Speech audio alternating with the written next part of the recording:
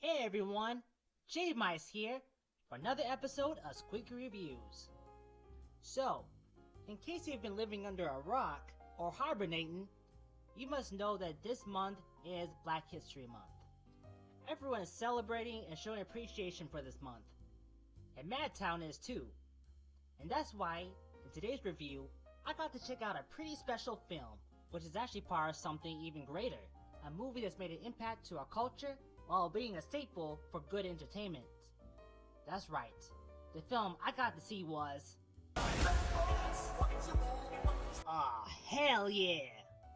My boys Lawrence and Smith back at it again. Back in the game. Now y'all, this is how we celebrate Black History Month, with this film right here.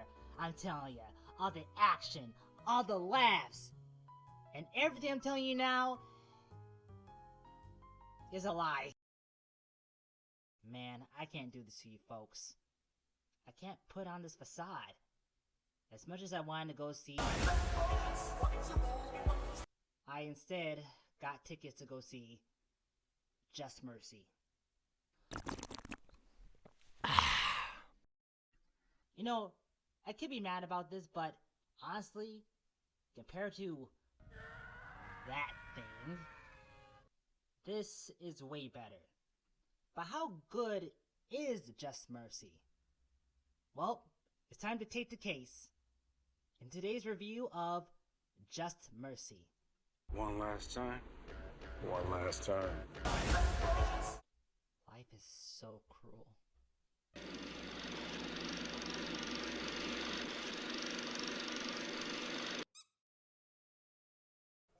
Just Mercy is based on a true story, as it takes place in Alabama, where a man named Walter McMillian is accused of murdering an 18-year-old girl. 2 years later, in 1989, a young Harvard graduate, Brian Stevenson, travels to Alabama to help inmates who are unable to afford proper legal representation, and one of his clients happens to be McMillian. Throughout the story, Brian must find evidence as well as witnesses to prove the innocence of McMillian before time runs out. So as I mentioned before, Just Mercy is based on true events. It's actually based on the actual case that was detailed in Brian Stevenson's book, Just Mercy, which was published in 2014. The roadblock scene was actually not going to be filmed at nighttime. Due to a storm, the filming was delayed in 4 hours. One of the characters in this film loved to boast about how his hometown, Monroeville, was the home of Harper Lee, and the big inspiration for the fictional town of To Kill a Mockingbird. Filming took place in Montgomery, Alabama in the midsummer of 2018.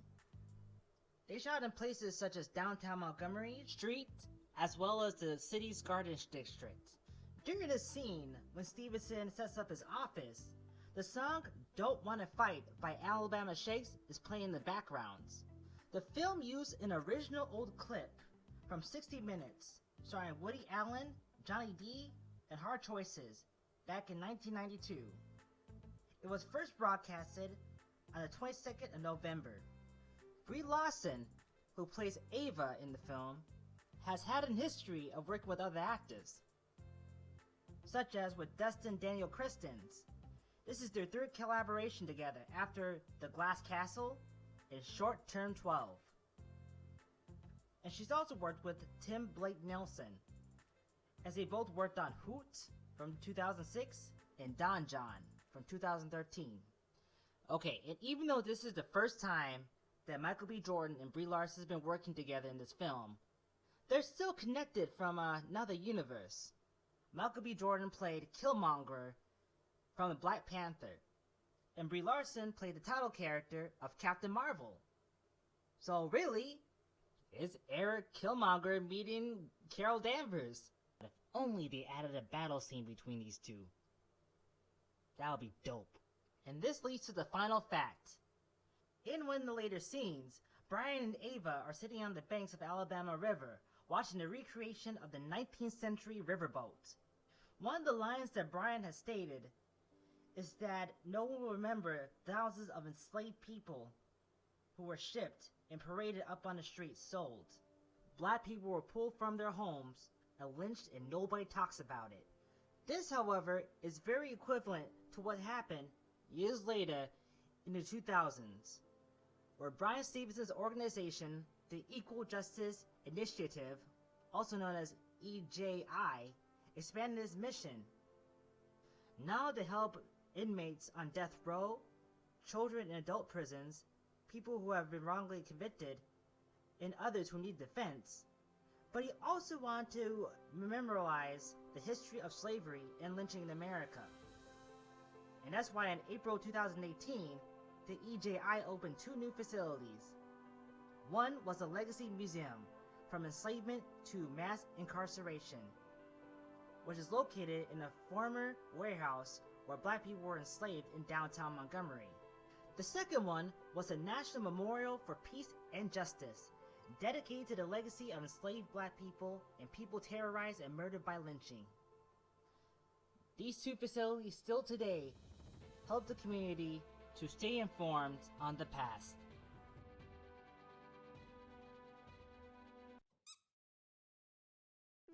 So before I talk about the Gouda in this film, I first want to say is that drama films don't really do it for me, especially the ones with courts and lawyers. And trust me, I see plenty of those in real life. Lesson number 1, boys and girls. Disney does not play. So, when jumping into this film, I really wasn't expecting too much from it. However though, the story, the writing, as well as the characters, did grab my attention. I guess to start things off, one of the top Goudas in this film has to be the cast. 2 of my best boys, Michael B. Jordan, and the triple threat Jamie Foxx, were perfectly casted as Bryan Stevenson and Walter McMillian. In fact, I think everyone did a pretty good damn job at this film. I was even super surprised to seeing O'Shea Jackson in this film. If you haven't known, he starred in the film Straight Outta Compton, which is another gem I recommend checking out. But going back to Jordan and Fox, the dynamic between the characters was really nice. Every scene they were in together was one of my favorite scenes. It just felt very natural, and yet still brought a lot of emotion. And let's talk about the emotion in this film. There's a lot of heart tuggers in this one. Jamie Foxx really sold me with his character, as you can feel that his life was really hanging on in a single thread. Really felt for him. In fact, most of the prisoner characters, you felt for all of them. They had like this really tight family group. Despite the real and harsh nature in the prison, I do like the trio between Walter, Anthony, played by O'Shea, and Herb, played by Rob Morgan. And I just need to talk about Herb, because this character killed me in the inside. Spoiler alert. Well, okay, I don't know if this is really a spoiler since it's based on a real story and is also part of the book, so you know what? It's a spoiler. Inmate Herbert Richardson was a Vietnam War veteran who fought our country in the front lines. However, he was discharged due to some psychiatric illness, which was caused due to his service in the war. He was falsely convicted for murder in 1978, and in 1989 was falsely executed by the state of Alabama, and he is one out of 66 inmates who have been executed. However though, if you watch this film, and you watch the performance of Rob Morgan, man, it really hits you hard. You can see the sadness in his eyes. He shakes and quivers in fear, and not just from his impending fate, but just the fact that he feels like he is responsible for taking someone's life away, as if he deserves it. And I just kept thinking, man, I just want him to get out of this. I want this Bryan Stevenson hero just to come in and just get him out of there. But just like life, some things are just not fair. As they play his music in the background, he walks down the hallway and into that room where he is coldly and brutally electrocuted as he closes his eyes and just imagines a better place. A place called freedom. Oh, man. Look at this chump right here. Just sweating his eyeballs.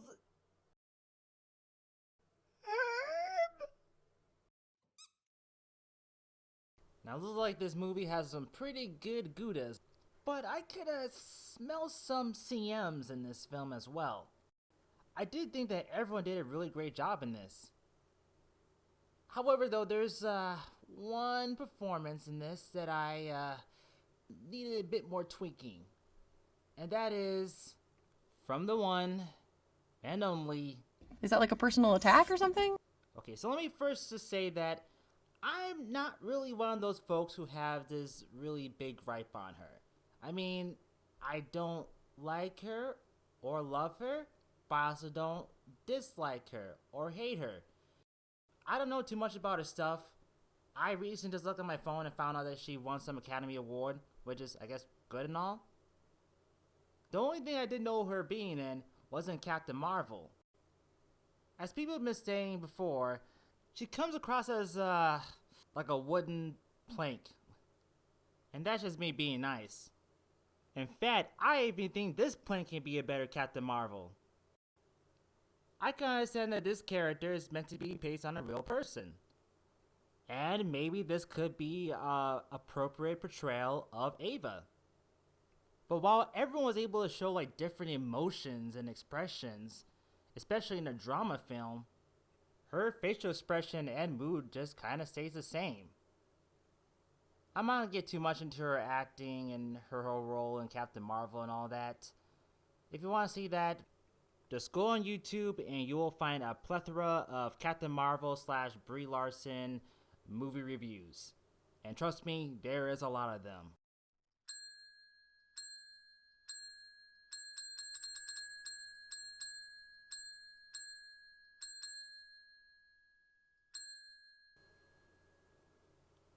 Holy sh... In the city of Madtown, we hereby find its defendant guilty. Sorry, innocent. The movie was good. For a serious drama based on a real-life event, I would think I wouldn't be as hooked on it. But I actually am happy I got the chance to see this movie. It definitely had a lot of heart. The acting, most of the acting, is really top-notch. The trial scenes could have gone a little bit longer, but it was still short yet satisfying. Destin Daniel Cretton did a great job directing this movie. And this is definitely the kind of film you should probably watch for this month. Or hell, any kind of month. Learning the history of your own culture, as well as getting information of who you are and what binds your community, those things should be celebrated anytime, any month, any year, anytime. And for that, Just Mercy is definitely put on my list. I mean, it's a little below, and maybe not as great as, but it's a movie I still highly recommend. If you saw the movie, tell me what you think about it. If so, did you also read the book? If not, I suggest giving it a good read, as well as other Stevenson's books. And if you want to get more info on EJI, check out the link below. Share a little love and support. And if you enjoyed this video, share and like and maybe comment and possibly subscribe. I'll catch you to the next premiere. Until then, stay squeaky. Bang.